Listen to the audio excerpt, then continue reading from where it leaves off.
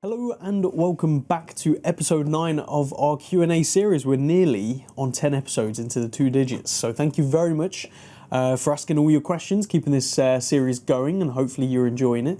As always, if you want your question answered in this series, the best way to do it is, well, there's a few ways. You can either leave a comment in the comment section with your question, which a few people have done. You can email me at info@kibblewatches.co.uk, or you can wait till Tuesday on Instagram, again at kibblewatches, and we put up a story with a questions box that you can enter your questions in. Now, that question box is a limited number of characters, so if you have a long, in-depth question, feel free to email it or put it in the comment section, because I actually quite like the longer depth questions. And I just want to say sorry if your question is not featured in this episode. If it isn't, it's likely a question I've answered before, and if you're very keen on the answer and you don't want to go through all the episodes, I understand, just let me know, send me a message and I can link you to the episode where we answered that. And also in the comment section, I forget to mention this, we put every single question that gets asked, or the abbreviated question, with the timestamp, so you can skip straight to the questions you actually want the answers to. Now, before we dive into the questions, what is on wrist? Well, I've recently switched out from wearing the Tissot that I did an unboxing and first impressions of. Make sure you go check that out. I've been wearing that every single day, but I thought it's time to put the Cartier on. So I'm wearing my personal Cartier Santos Galby mid-size automatic.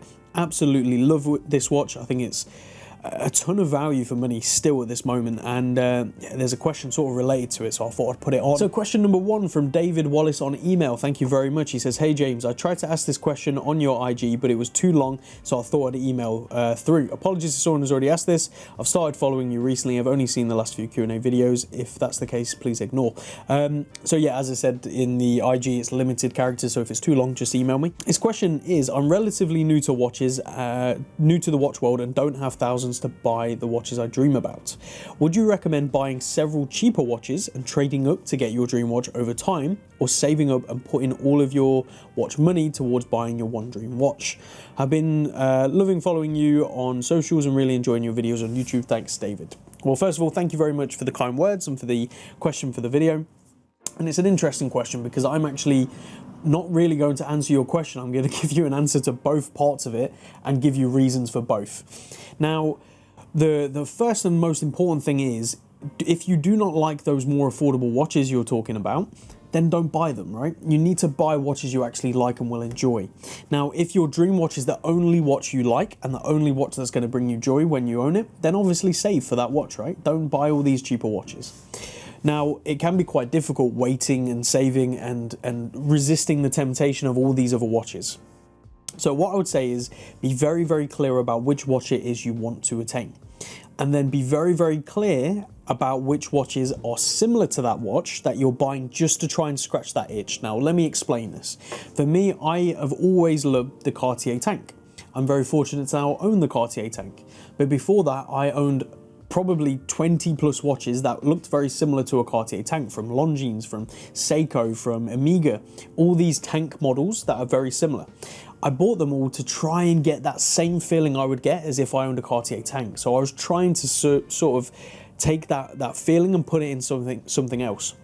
And I'll be honest with you, it doesn't work. This is why I see a lot of Tudor Black Bay GMTs coming through, because people are buying them trying to get that itch of the Rolex GMT, because that's what they really want but don't want to part with that money for.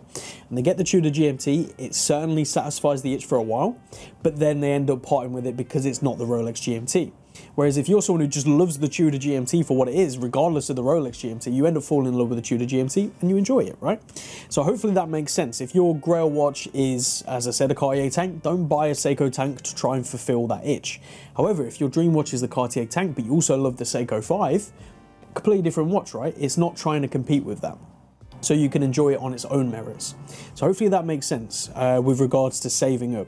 If you're going to do that, don't try and fulfill it early with other things. But if you do like cheaper watches, go for it. You know, enjoy them for a while. And a good example I can give of this is my father recently got his Omega Speedmaster that he has wanted probably for 10 plus years. Now, he's been into watches for probably the past 5 years and collecting. He had probably spent around 1,000, I'm sure he won't mind me talking numbers here, but probably around 1,000 to 1,500 pounds on watches over that time. Now, 5 years ago, he was buying very interesting Seikos and Citizens for, you know, not a lot of money at all, like under £50, and he's enjoyed them over the years. And when it's come to sell time, he's given me all the watches to sell, and we've actually managed to sell all of his watches to cover the Speedmaster and more.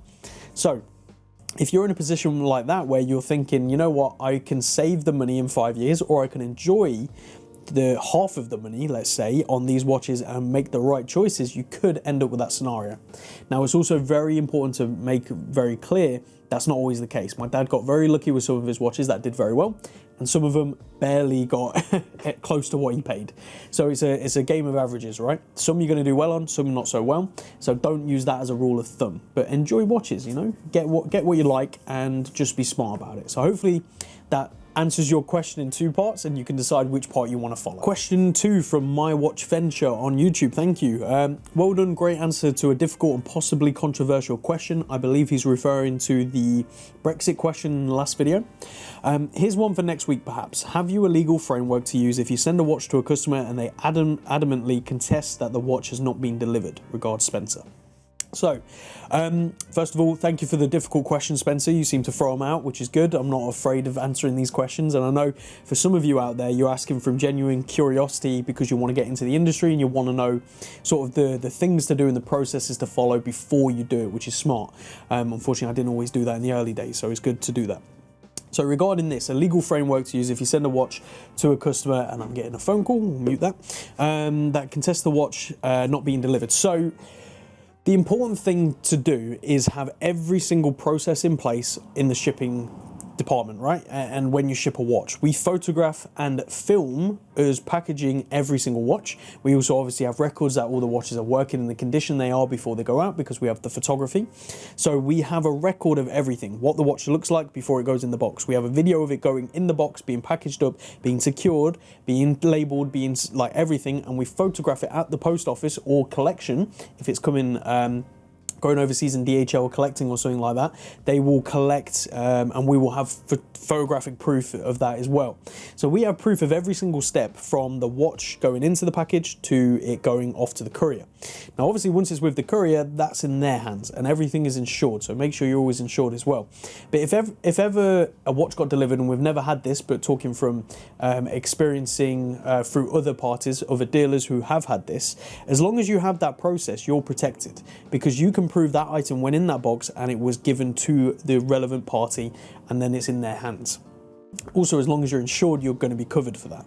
Now, if someone contests it, what happens is it would likely go through lost and stolen, so the police would have to be contacted. They would get issued a crime report number here in the UK that relates to that watch. And then it would go out in all the avenues and the police would likely investigate the process. So you've got all the proof to show you sent it. So then they'd go on to the next step. Okay, the courier who picked it up. Okay, the actual courier service who handled it whilst it was there. And usually couriers have a record of all this, names and stamps and timestamps and everything like that. And then they'll also investigate the person who's received it. Has this person maybe made claims of this before? Is it something they do often? You know, they can get up eBay records and see whether people claim things didn't arrive or there was nothing in the box. And if someone does this a lot, it could be, you know, potentially a conspiracy that this person just does it all the time, right? So you've just got to protect yourself first and foremost and have the processes in place that if something ever does happen, you're insured and protected against it. Hope that answers your question, and any more difficult questions, throw them over. Next question from Steve Fox. Good insight again, thank you. No, thank you for watching. Question for next time. My previous job was a tattoo artist and noticed you're inked. Do you have any horological related tats? Cheers, keep up the good work. Well, thank you, Steve. And if you're still doing a couple of sort of tattoos here and there, maybe, let me know. I'd be very interested because I plan to get many more. So I don't have any horological related tattoos right now. I do plan to get some. I've got quite a few tattoos in mind, as most people who get tattooed are. We use a very good tattooist here in London at Shalador. Pretty much their whole team is incredible, but there's a guy called Francis who does hand poked. So it's a stick with a needle. Obviously, Steve, you will know this, but for other people who don't, it's a stick with a single needle usually. They can use multiple, but they literally hand poke and dab. Now, the tattoo I have here, I'll put a photo on screen for you guys. This was one of his. Now, this isn't horological related, but I guess you kind of could say it was influenced a little bit because it's the creation of Adam painting influence, and the hand, which is representative of God in the painting, has been done mechanically, and it represents the past and the future and all this other thing. It's on my Instagram. I will leave a link to that post if you want to actually read the full depth of what this means to me, but I won't bore you here with it. But yes, I do plan to get some horological tattoos. There's plan for a watch face with all these other designs I've got, and also logos, sort of like the Longines logo, the Movado logo, just really cool logos. Probably not the Rolex logo because it's so cliche, but like the Omega logo, just cool watch brand logos. And if you have one that you think looks awesome, let me know down in the comments which one it is, and I'll check it out because I would like a few. Question 4 from my dad, Kibsnick. Which watch would you like to see reissue and why? Great question. I mean, some of the best watches I think have already been reissued, and the brands are very, very, very keen on doing that, as everyone knows, with the heritage ranges and all this kind of stuff. But one I think would be really cool, and Citizen have kind of done it recently, but not quite. A reissue of the Citizen Eagle 7 automatic day-date, you know, with the fluted bezel. I think it would be really cool. Granted, it looks like a day-date or a date-just homage, of course, but to do something like that and very affordable, kind of like what the Seiko 5s are, I think that would be really cool to see, so fingers crossed. Question 5 from Jamie_Harriman1. How much pounds did you start your business with? So the actual start, the true start, was £300. I turned that £300 into a couple of watches and some like programs and stuff like that, so I could edit and do photography and all that. So that's how much I started with officially, £300, but obviously that escalated and turned into more. I've been very lucky to get some very good customers who have consigned some very good watches that I've made a healthy amount on, which has helped kickstart the business a little bit more over the years. So yeah, £300 officially is the actual starting price. How much would you need to start? I think realistically just, you know, a free internet connection, a phone to do photos, and at least one watch to sell. Once you've got that one watch to sell, if you make a little bit of profit, you keep reinvesting it, you can do it that way. It's going to take you a long time. It's not the easiest way, but realistically, if you wanted to just start, that's the way you could do it. If you wanted to get a bit more sort of in the game officially, like get an office, have quite a big amount of stock, good camera gear to begin, you know, office equipment, time graphers or watchmaker, all that kind of stuff. Not a full-time watchmaker, but someone you can work with.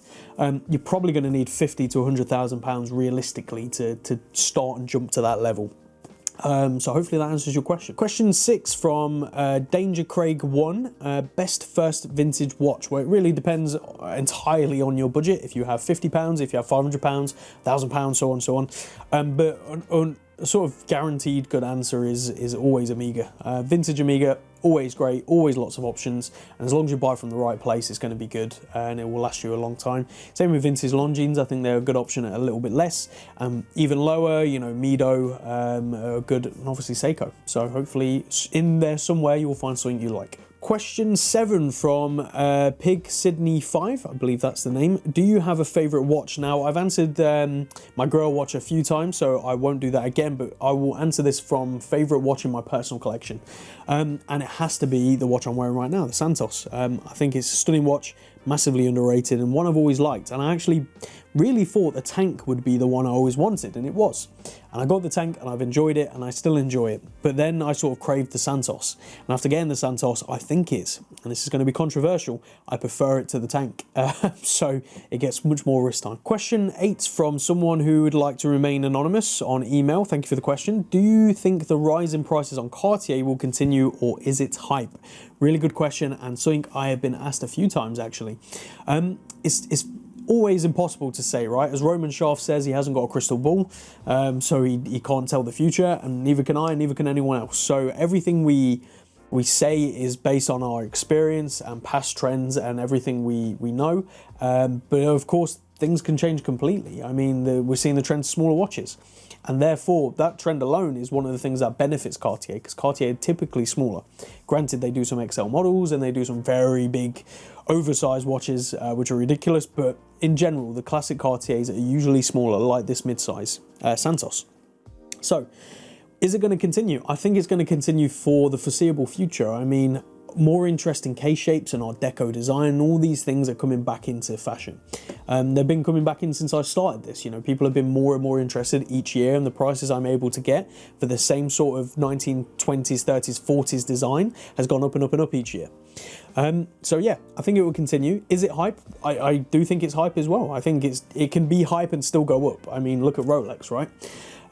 So I don't see it slowing down anytime soon. And the final question today from Mark on email: if not for watches, what business would you have gone into?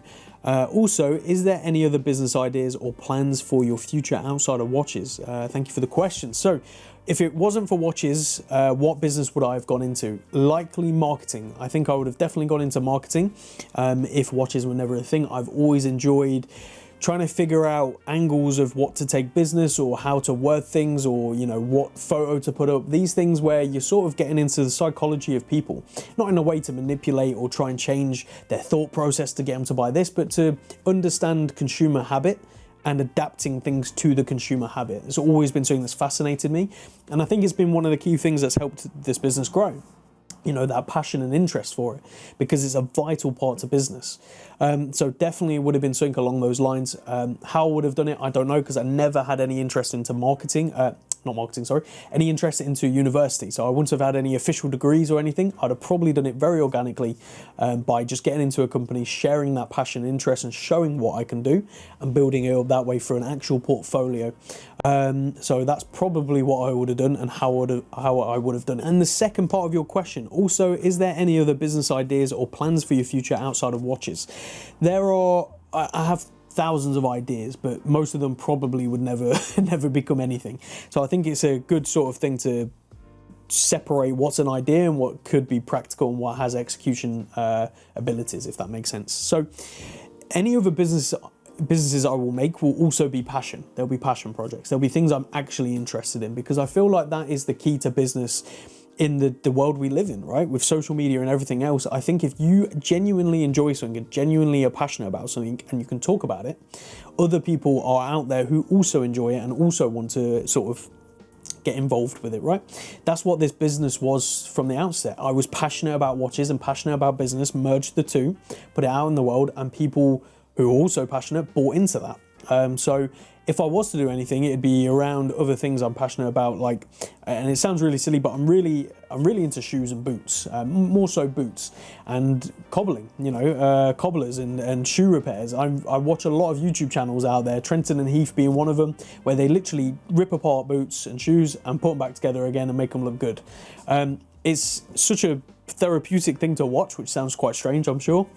But it's really interesting to me, and the way they're constructed, and good boots and good companies, and the leathers they use, and the overall way they do it. So maybe something along those lines, maybe opening up a cobbler's one day. I have no idea. There's all these different things, but I think one thing I can say for definite, without saying too much more about other ideas, because who knows, is it will always be passion based. It will be something I'm actually interested in. And I can say that wholeheartedly, because for me, money's great, but I'm not motivated by money. So if there was a business idea here that could earn me millions, or one over here that could earn me thousands, but I actually would love, I'm going to choose this option, because, as I said, money isn't the motivator, which I'm sure everyone says, but it's true. So hopefully that answers your question, and maybe one day we will see what these business ideas are. Maybe they will turn into. So there you have it, guys and girls. That is episode 9 of this week's Q&A. Next week is episode 10, which is kind of exciting. Like that's 10 weeks. I think this week's watch is already on like episode 20 almost, which again is insane. So thank you all very, very much. It's good to have this YouTube channel back up and running. The amount of times I've restarted it over the years is quite embarrassing, really. So to actually be doing it properly now is great. So thank you all for watching. Hopefully you enjoy this. If you do, leave a like, make sure you subscribe, make sure you follow in on Instagram, all that usual YouTube jargon we have to say at the end. But as always, keep well, keep safe out there. We're coming close to the end of lockdown here in the UK. I'm looking forward to it. As long as we're all smart about it, hopefully we can all meet up again in the future and look at watches just like we used to. It'll be great. Anyway, look after yourselves and see you all soon.